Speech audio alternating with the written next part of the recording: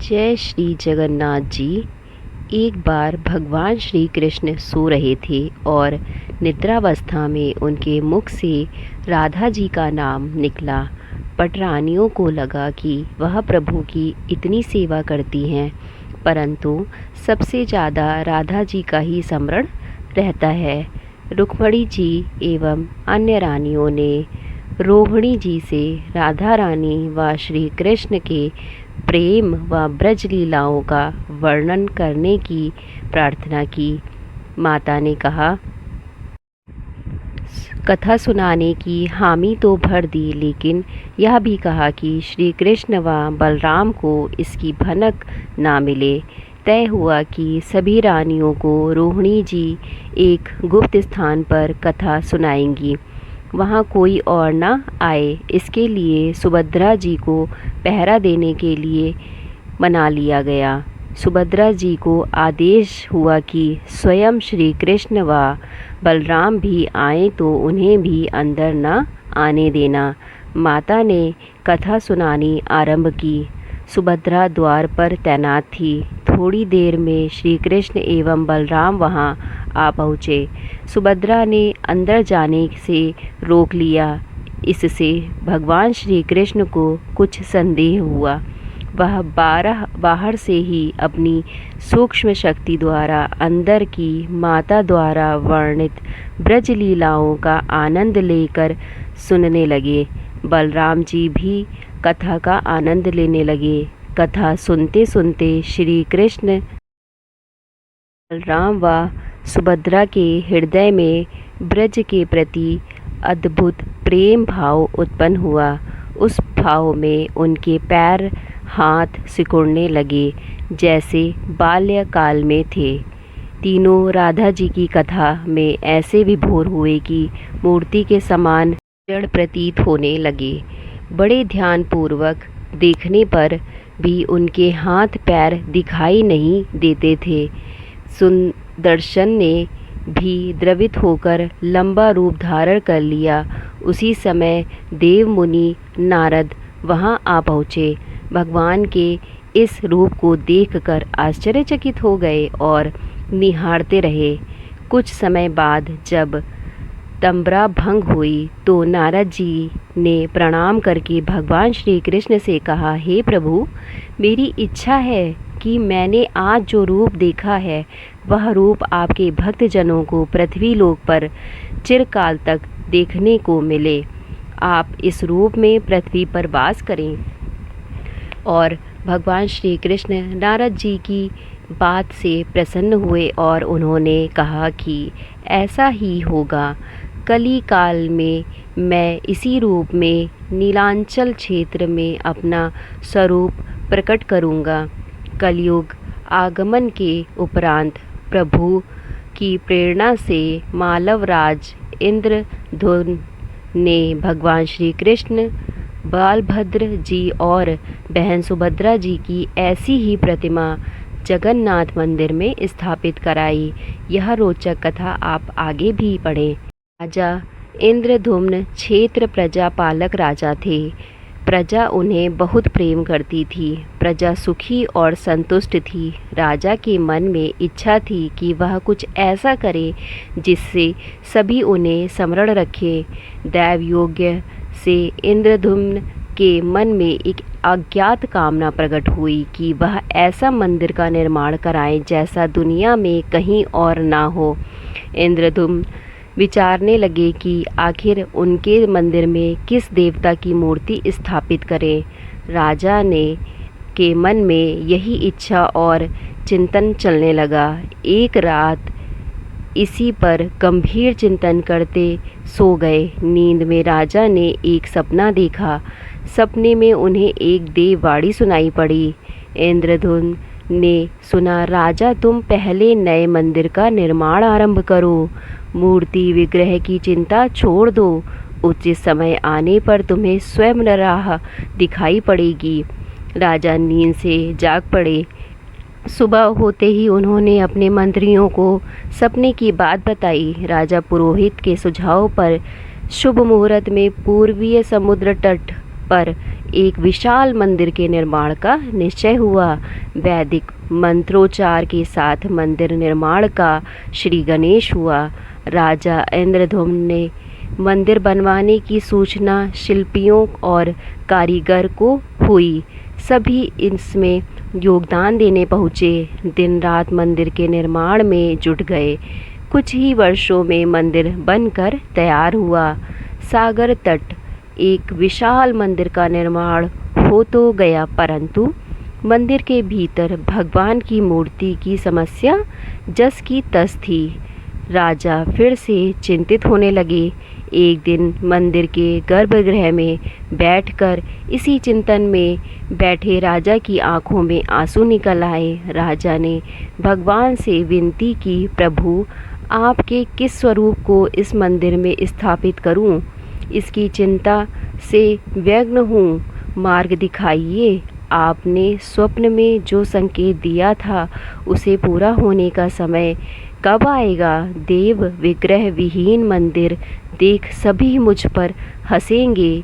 और राजा की आंखों से आंसू झर रहे थे और वह प्रभु से प्रार्थना करते जा रहे थे, प्रभु, आपके आशीर्वाद से मेरा बड़ा सम्मान है।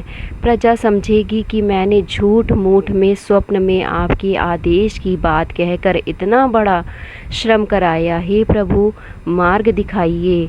राजा दुखी मन से अपने महल में चले गए। उस रात को राजा ने फिर एक सपना देखा। सपने में उसे देववाणी सुनाई दी, राजन, यहाँ निकट में ही भगवान श्री कृष्ण का विग्रह रूप है। तुम उन्हें खोजने का प्रयास करो, तुम्हें दर्शन मिलेंगे। इंद्रधुम्न ने स्वप्न की बात पुनः पुरोहित और मंत्रियों को बताई। सभी यह निष्कर्ष पर पहुँचे कि प्रभु की कृपा सहज प्राप्त नहीं होगी। उसके लिए हमें निर्मल मन से परिश्रम आरंभ करना होगा। भगवान के विग्रह का पता लगाने की जिम्मेदारी राजा इंद्रधुम्न ने चारों विद्वान पंडितों को सौंप दिया। प्रभु इच्छा से प्रेरित होकर चारों विद्वान 4 दिशाओं में निकले। उन चारों में एक विद्वान थे विद्यापति। वह चारों में सबसे कम उम्र के थे। प्रभु के विग्रह की खोज के दौरान उनके साथ बहुत से अलौकिक घटनाएं हुईं। प्रभु का विग्रह किसे मिला, यह प्रसंग आप आगे पढ़िए। पंडित विद्यापति पूर्व दिशा की ओर चले। कुछ आगे चलने के बाद विद्यापति उत्तर की ओर मुड़े तो उन्हें एक जंगल दिखाई दिया। वह वन भयानक था। विद्यापति श्री कृष्ण के उपासक थे। उन्होंने श्री कृष्ण का स्मरण किया और राह दिखाने की प्रार्थना की। भगवान श्री कृष्ण की प्रेरणा से उन्हें राह दिखने लगी। प्रभु का नाम लेते वह वन में चले जा रहे थे। जंगल के मध्य उन्हें एक पर्वत दिखाई दिया। पर्वत के वृक्षों से संगीत की ध्वनि सा सुरगम्य गीत सुनाई पड़ रहा था। विद्यापति संगीत के जानकार थे। उन्हें वहाँ मृदंग, बंसी और करताल की मिश्रित ध्वनि सुनाई दे रही थी। यह संगीत उन्हें दिव्य लगा। संगीत की लहरियों को खोजते विद्यापति आगे बढ़ चले। वह जल्दी ही पहाड़ी की चोटी पर पहुँच गए। पहाड़ के दूसरी ओर उन्हें एक सुंदर घाटी दिखाई दी जहाँ नील नृत्य कर रहे थे। विद्यापति उस दृश्य को देखकर मंत्रमुग्ध थे। सफ़र के कारण थके थे, पर संगीत से थकान मिट गई और उन्हें नींद आने लगी। अचानक एक बाघ की गर्जना सुनकर विद्यापति घबरा उठे। बाघ उनकी ओर दौड़ता आ रहा था। बाघ को देखकर विद्यापति घबरा गए और बेहोश होकर वहीं गिर पड़े। बाघ विद्यापति पर आक्रमण करने ही वाला था कि तभी एक स्त्री ने बाघ को पुकारा। बाघ उस आवाज़ को सुनकर बाघ मौन खड़ा हो गया। स्त्री ने उसे लौटने का आदेश दिया तो बाघ लौट पड़ा। बाघ उस स्त्री के पैरों के पास ऐसे लौटने लगा जैसे कोई बिल्ली पुचकार सुनकर देखने लगती थी। युवती बाघ की पीठ को प्यार से थपथपाने लगी और बाघ स्नेह से लौटता रहा। वह स्त्री वहाँ मौजूद स्त्रियों में सर्वाधिक सुंदर थी। वह भीलों के राजा विश्वावसु की इकलौती पुत्री ललिता थी। ललिता ने अपनी सेविकाओं को अचेत विद्यापति की देखभाल के लिए भेजा। सेविकाओं ने झरने से जल लेकर विद्यापति पर छिड़का। कुछ देर बाद विद्यापति की चेतना लौटी। उन्हें जल पिलाया गया। विद्यापति यह सब देखकर कुछ आश्चर्य में थे। ललिता विद्यापति के पास आई और पूछा, आप कौन हैं और भयानक जानवरों से भरे इस वन में आप कैसे पहुँचे? आपके आने का प्रयोजन बताइए ताकि मैं आपकी सहायता कर सकूं। विद्यापति के मन से बाघ का भय पूरी तरह गया नहीं था। ललिता ने यह बात भाप ली और उन्हें सांत्वना देते हुए कहा, बेपरवाह आप मेरे साथ चलें।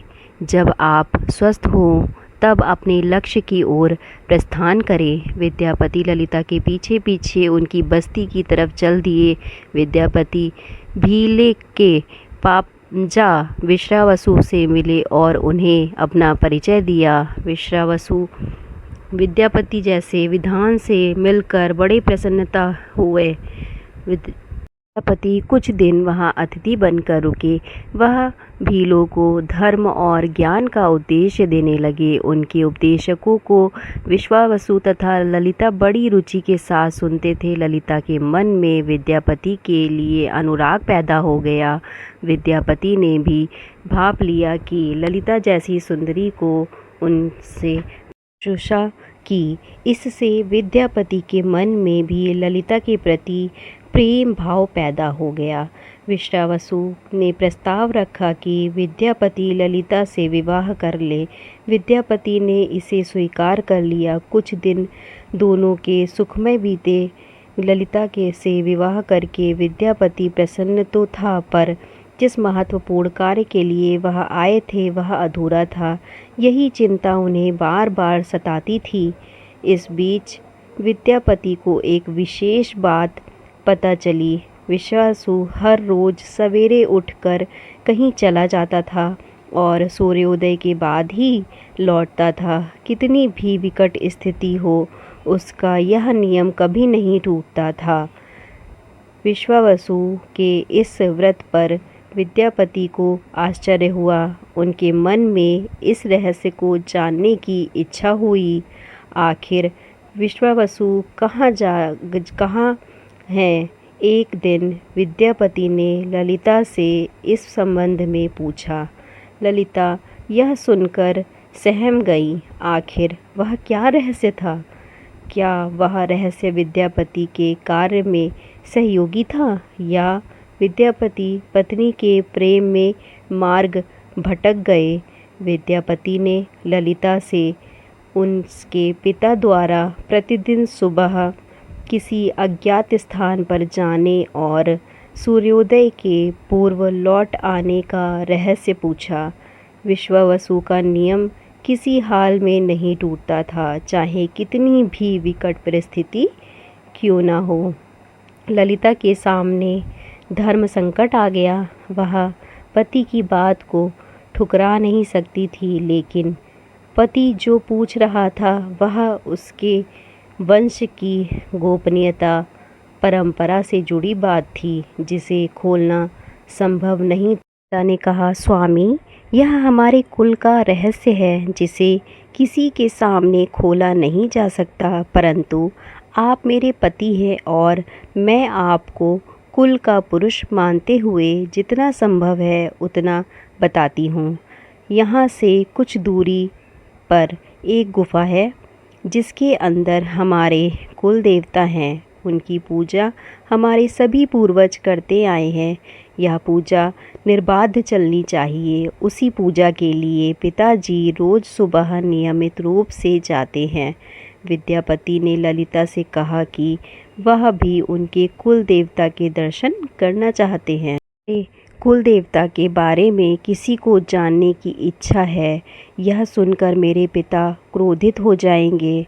विद्यापति की उत्सुकता बढ़ रही थी। वह तरह तरह से ललिता के सपने प्रेम की शपथ देकर उसे मनाने लगे। आखिरकार ललिता ने कहा कि वह अपने पिताजी से विनती करेगी कि वह आपको देवता के दर्शन करा दें। ललिता ने पिता से सारी बात कही। वह क्रोधित हो गए। ललिता ने जब यह कहा कि मैं आपकी अकेली संतान हूँ, आपके बाद देवता के पूजा का दायित्व मेरा होगा, इसलिए मेरे पति का यह अधिकार बनता है, क्योंकि आगे उसे ही पूजना होगा।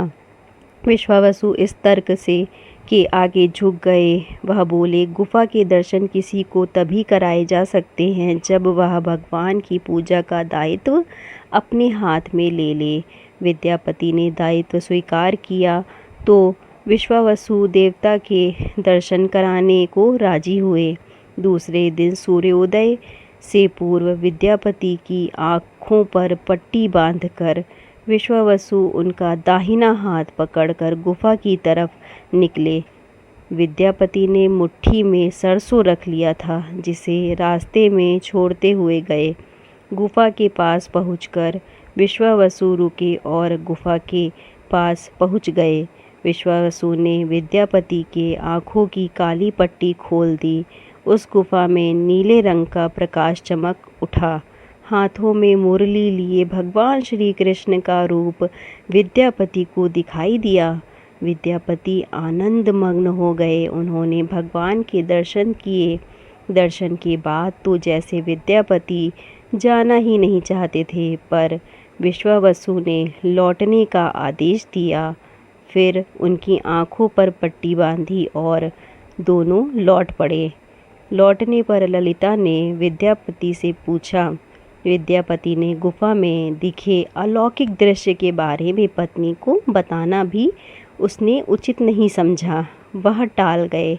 यह तो जानकारी हो चुकी थी कि विश्वावसु श्री कृष्ण जी की मूर्ति की पूजा करते हैं।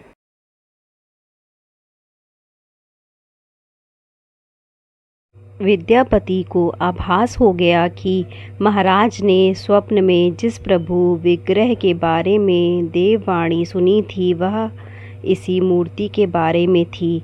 विद्यापति विचार करने लगे कि किसी तरह इसी मूर्ति को लेकर राजधानी पहुंचना होगा।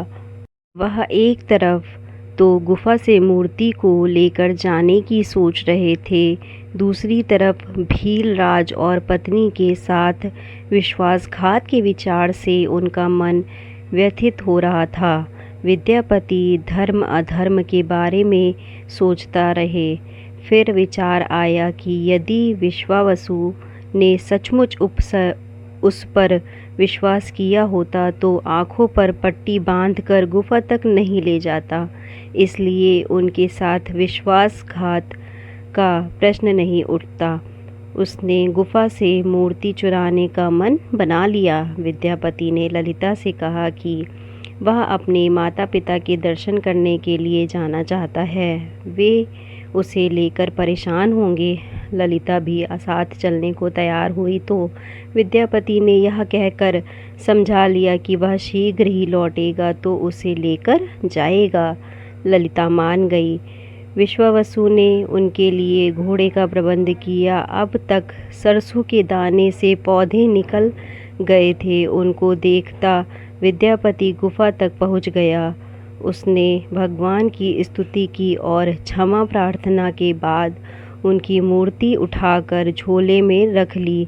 शाम तक वह राजधानी पहुंच गया और सीधा राजा के पास गया। उसने दिव्य प्रतिमा राजा को सौंप दी और पूरी कहानी सुनाई। राजा ने बताया कि उसने कल एक सपना देखा कि सुबह सागर में एक कुंदा बहकर आएगा। उस कुंदे की नक्काशी करवाकर भगवान की मूर्ति बनवा लेना। जिसका अंश तुम्हें प्राप्त होने वाला है वह भगवान श्री कृष्ण का स्वरूप होगा।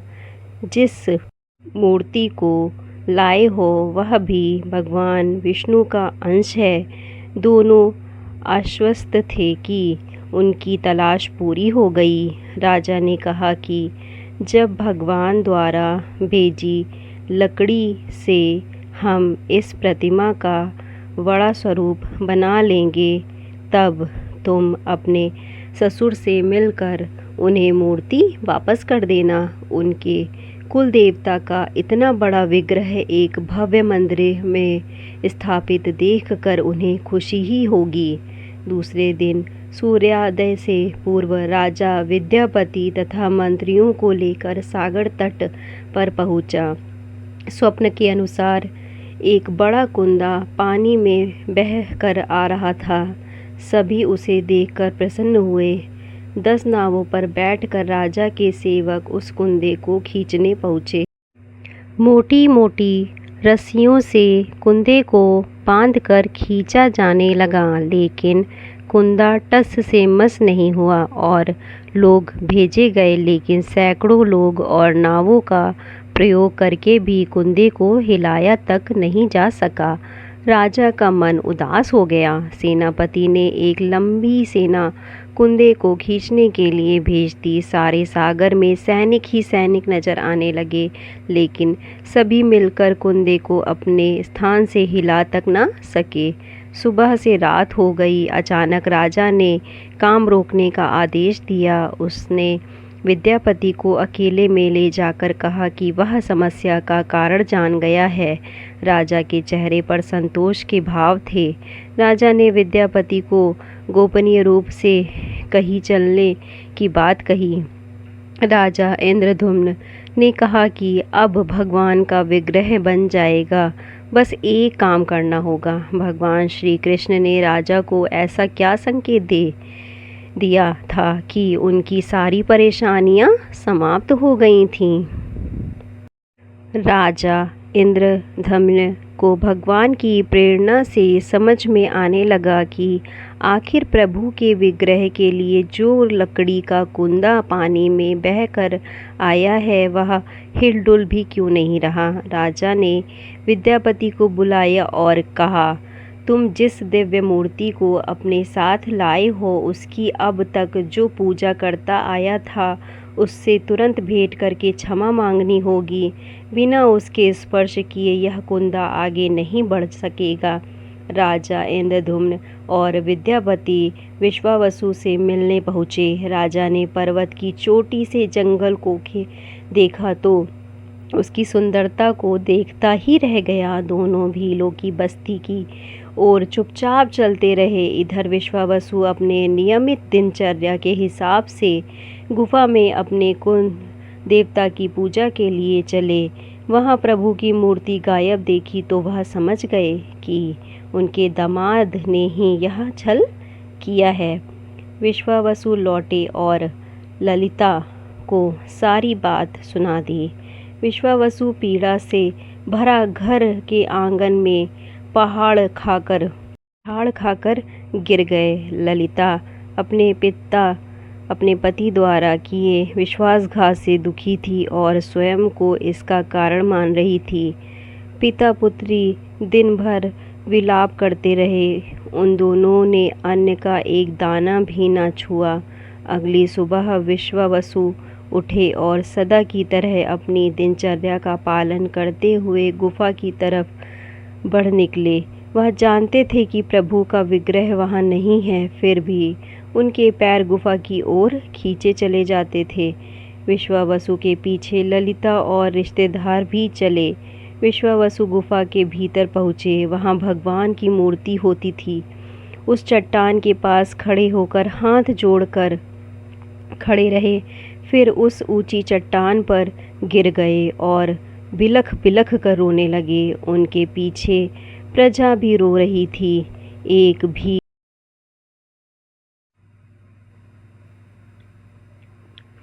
बोलो जगन्नाथ स्वामी महाराज की जय। अगर आपको हमारी यह कथा पसंद आई हो तो हमारे चैनल को लाइक करें, शेयर करें, सब्सक्राइब करें और कमेंट में लिखें जय श्री जगन्नाथ। जगन्नाथ भगवान आप सब पर अपनी कृपा बनाए रखें। धन्यवाद।